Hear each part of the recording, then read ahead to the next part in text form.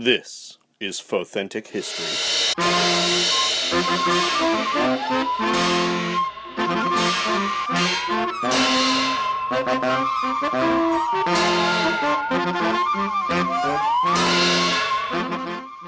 Hello, and welcome to the show. I'm Holly Fry. And I'm Brian Young.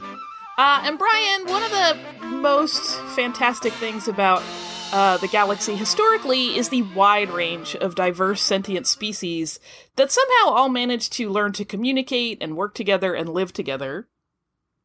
And each species really offered up a unique contribution to the developing galactic culture as they became part of it. So there's some species you think of, and they have a pretty well-developed sense of how they shaped the galaxy. The resistance work of the Twi'leks, for example, is well documented, and there are really fantastic stories of Mon Calamari military leaders who had a fairly obvious hand in moving significant events along. But there are so many species in the galaxy, and almost all of them, either in groups or even on individual levels, impacted the course of events that unfolded to tell the story of sentient life as we know it. And today we're going to talk about one of those species that you maybe don't think of in terms of like a historical mover and shaker, but that's the Aqualish. There have been a number of standout individuals who may have shaped your perception of what the Aqualish people were like, but those, were merely a few of an entire population. And it's really important to consider the context of their work and their impact and how their seemingly small moves had really lasting influences on the galaxy. The homeworld of the Aqualish was Ondo, which had its own language, also called Aqualish. I unfortunately know exactly one phrase in Aqualish, which is Gruathun, which means I'm sorry. So Gruathun, we don't have more Aqualish than that to teach you. Yeah, it's a hard language to learn, so we did not manage to do the... I'm not that good at grunting. No, I can grunt okay, but the Aqualish Rosetta Stone is really hard to follow. Yeah. So Ando, or Ondo, however you prefer it, was a mid-rim planet, and it was covered mostly in water. Unsurprisingly, knowing that this was their terrain, the Aqualish were amphibious. And Ando was part of the Galactic Republic until the conflict between the Republic and the Separatists, during which many Andoans joined the Confederacy of Independent Systems. And we'll talk about that some more in a little bit. We don't know a whole lot about the cultural practices specific to Ondo, but we do know that, like many worlds, they produced a type of wine unique to their planet known simply as Ondoan wine. Yeah, I like how most cultures, like, even if we know next to nothing about what their life on their planet was like, we almost always, somewhere, there has been historically a discovery or a mention of what their alcoholic preferences were like. Yeah. Which is, kind of a touchstone of culture. It's often part of celebrations, so it makes sense, but it also cracks me up. The Aqualish species, which were biped humanoids, were sometimes also called by a slur, which was walrus people. And they actually got that nickname because of the two rounded tusk-like protuberances in their mouth area. And these two bony growths, and they often were called tusks, emerged from just underneath their snouts. But they didn't end in a sharp point like a tooth, like you might see tusks on a walrus, for example. But instead they appeared to curve down and back into their jaws. So the portions that were visible were just the smooth and rounded sections. And these tusks continued to grow throughout an individual's lifespan. Aqualish lacked hair on their heads, though it was not uncommon that some grew a bit of sparse hair along their jawlines and on occasion even across their lower cheeks. They had large round eyes that protruded outward slightly and appeared to be solid black. These eyes enabled them to see underwater, which was key on the surface of Ondo, but though the Aqualish homeworld was more water than land, the species was able to survive away from water without any major problems. And biologically speaking, there were also some really unique variations in the species. And one of the main characteristics that could manifest differently from one individual to another was the number of eyes.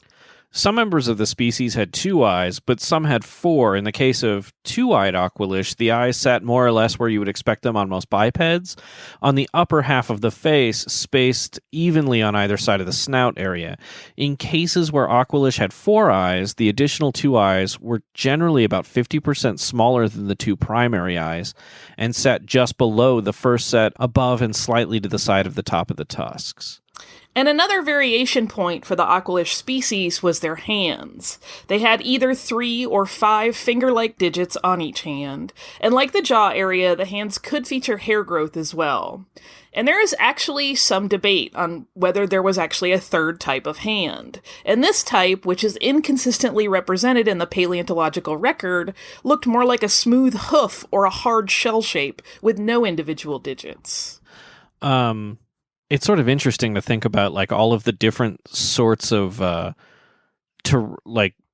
aquatic situations that would be happening on their planet to cause these sorts of similar but different evolutionary patterns.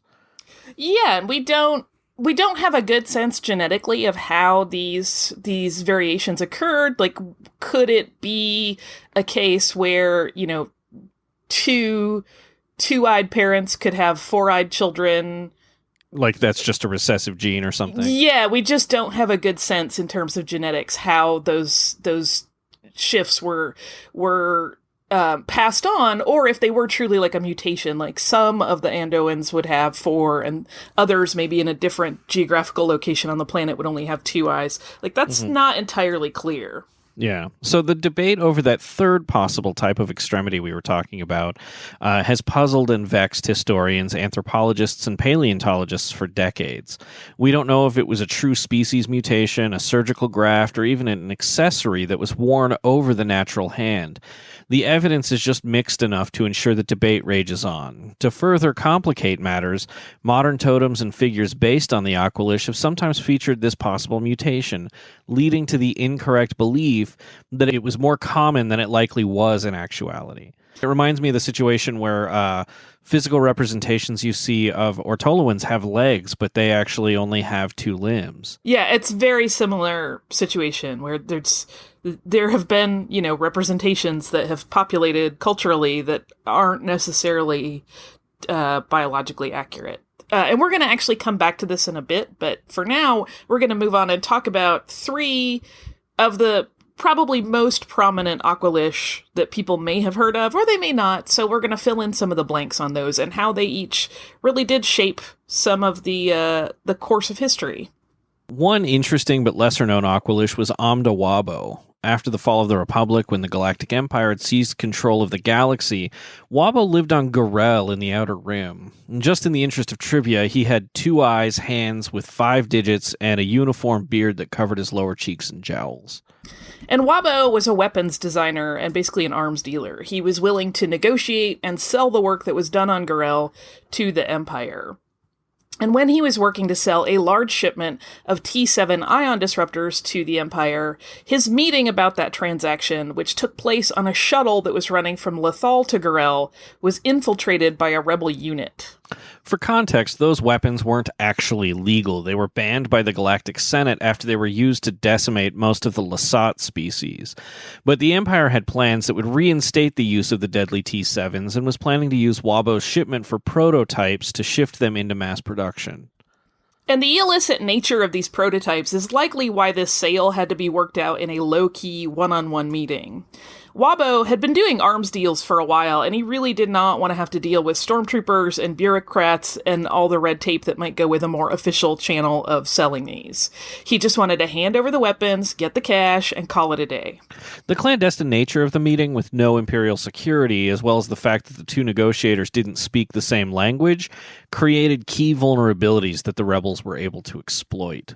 As Wabo and Makath Tua, who was the Imperial minister on the other end of this deal, discussed the terms of the sale with the help of translator droid C-3PO, the rebels, who were also on that shuttle, were able to stage a diversion that led to one of their own stepping into the role of interpreter. And once that deception was established, it was really easy enough for the rebels to send the Imperials to the wrong location to pick up the goods while they took the real weapons for themselves. After debate over whether to sell them or get rid of them, the T7s were ultimately destroyed.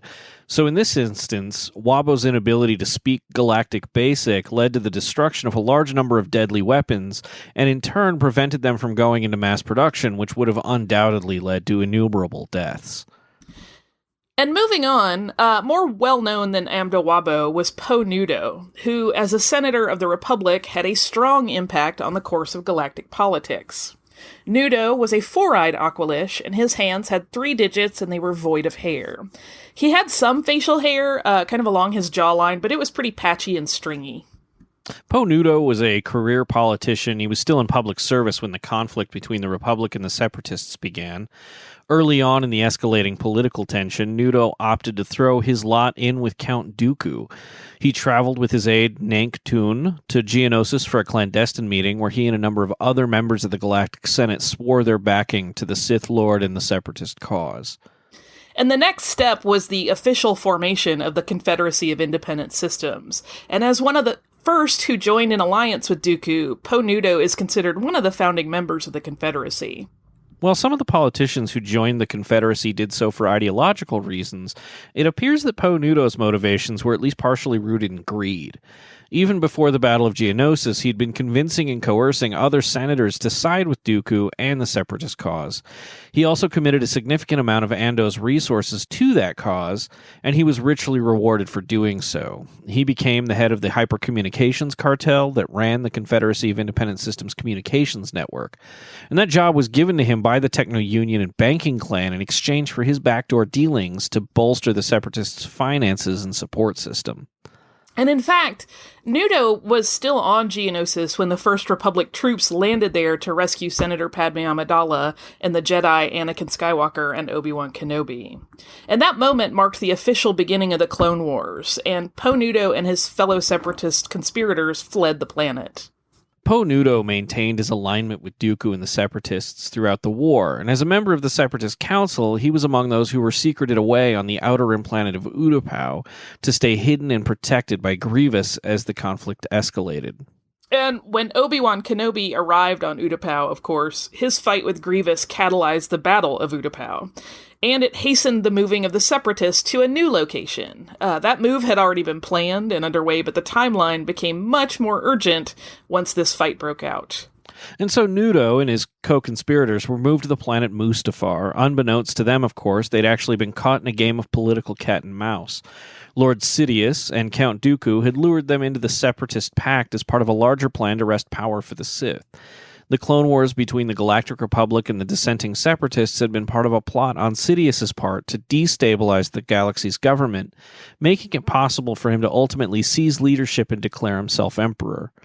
But once that end goal had been achieved, Separatist participants like Poe Newdow were no longer needed and were in fact a liability.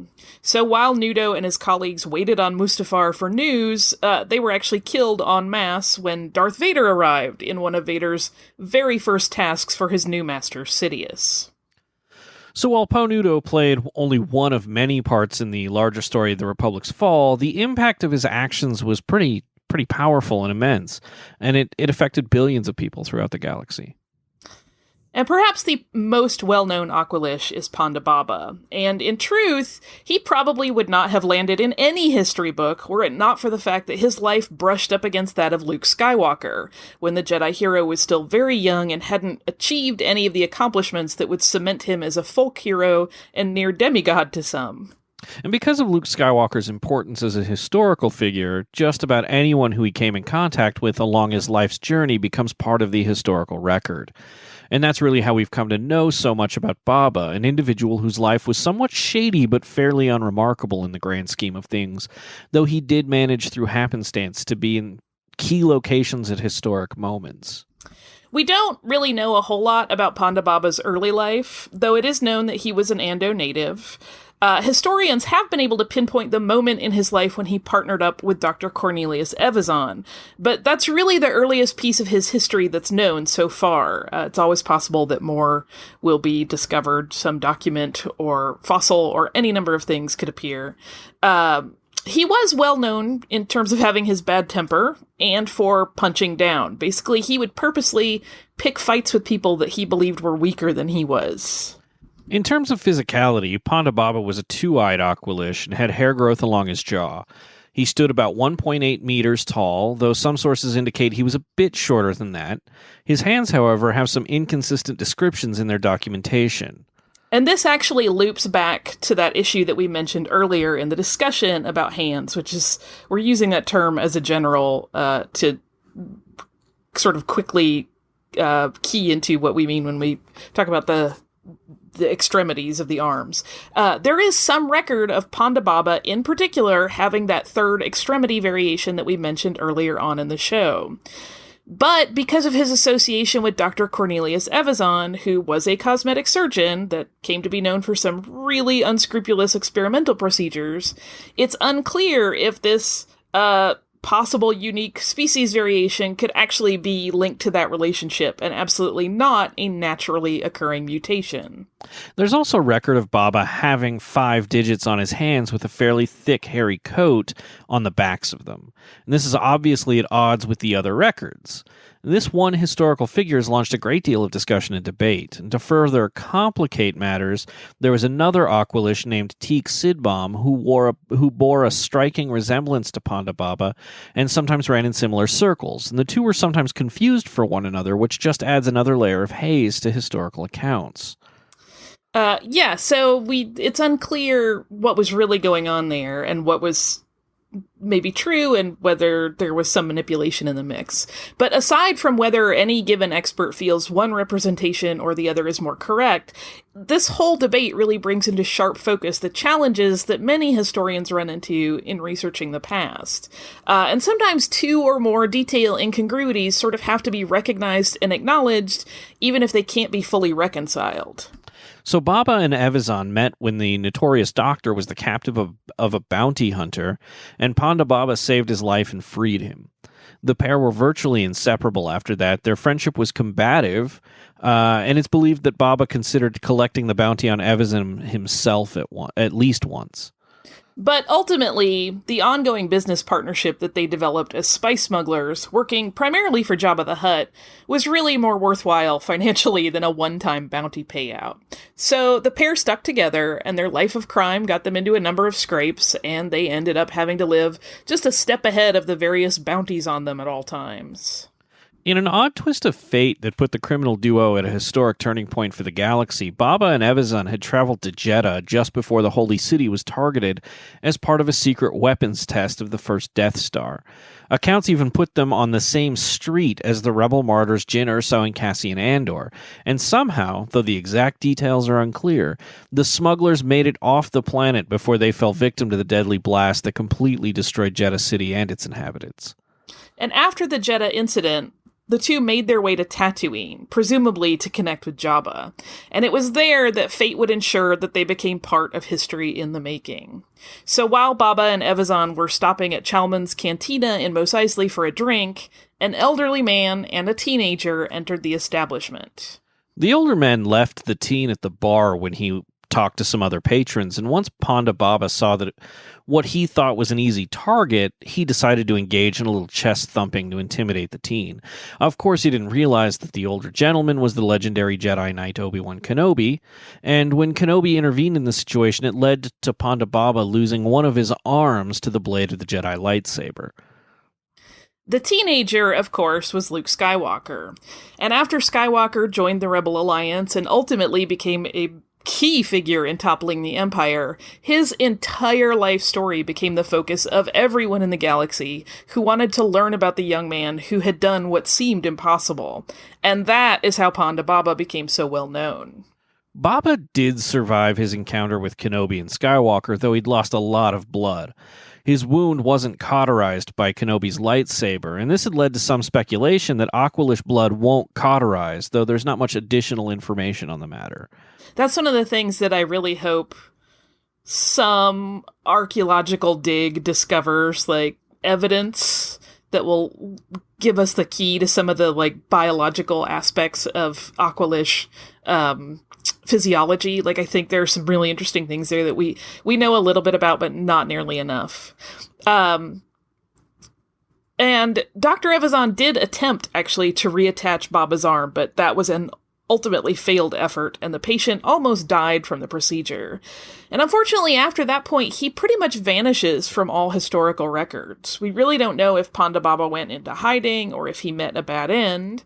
Again, perhaps some historian will unearth additional information about his later years, but at the moment, it's really a big fuzzy question mark after that skirmish at Chalmun's. And as the other Aqualish we mentioned, this one individual had an impact on galactic history. In the moment he chose to interact with Luke Skywalker, he catalyzed the short chain of events that led to Obi-Wan Kenobi revealing to Luke yet another aspect of a Jedi's power. And that, in turn, was part of the series of events that, combined with the death of Owen and Beru Lars, made the young farm boy choose to train to be a Jedi. And of course, that path led to massive changes throughout the galaxy, for good and bad. Yeah. So, I mean, it's one of those things. I don't think most people think of Aqualish as, like, really big players as a sentient species in galactic history, but if you just look at a few instances, it becomes really clear that they were there at a lot of important moments.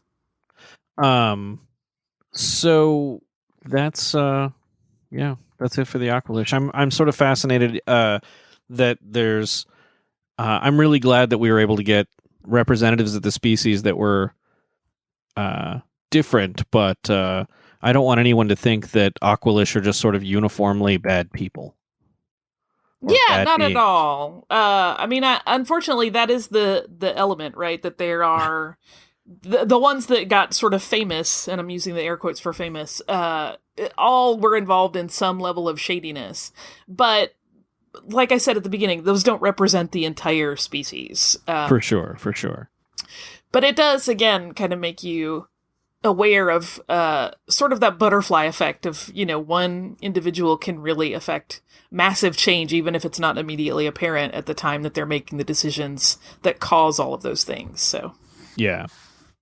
So, I would like to say that, Holly, we did get a whole bunch of mail. Yeah. But it's all just recommendations for shows to do. So, which is awesome. Yeah, no, it's great. So thank you all for sending in those emails about shows you'd like us to do, and we're definitely keeping that list going.